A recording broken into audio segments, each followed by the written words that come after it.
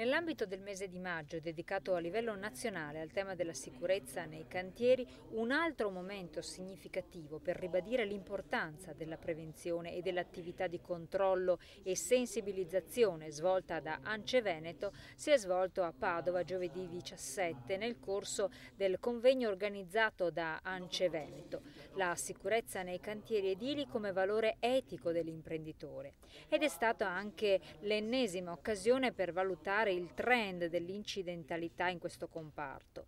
I dati che sono stati analizzati sono confortanti. Dal 2004 al 2006 ci sarebbe un sensibile calo e nella regione Veneto in particolare la diminuzione dell'8% nel 2005 e del 6,1% nell'anno 2006.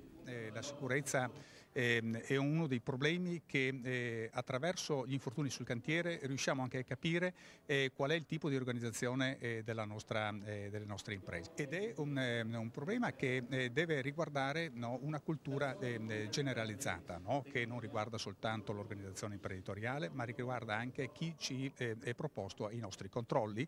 E da qui vorrei parlare anche dei professionisti che in qualche maniera sovrintendono all'esecuzione dei lavori, ma vorrei parlare anche delle committenze che noi abbiamo, e quindi parliamo di committenze private, parliamo di committenze pubbliche e vorrei proprio dire a quest'ultime che dovrebbero avere maggiore attenzione proprio nella sicurezza che viene applicata all'interno del cantiere.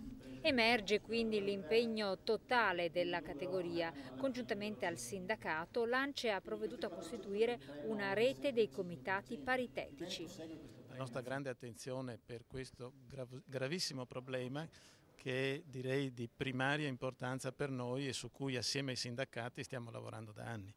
Io non ho dubbi che questa è la prima delle osservazioni di ogni nostro cantiere e noi vogliamo creare anche una cultura generale su questo tema.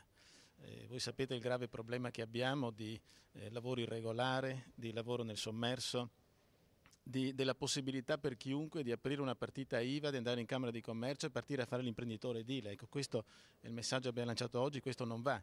Noi possiamo garantire per le nostre imprese, noi possiamo garantire che le nostre imprese certamente osserveranno il più possibile e miglioreranno sempre più la sicurezza nei cantieri, ma vogliamo anche che la regolarità generale sia osservata. In effetti il governo ha già investito, nel senso che ha già previsto una serie di interventi, fra cui l'assunzione di ispettori che vadano a verificare i cantieri e i luoghi di lavoro, ma credo che non sia sufficiente questo.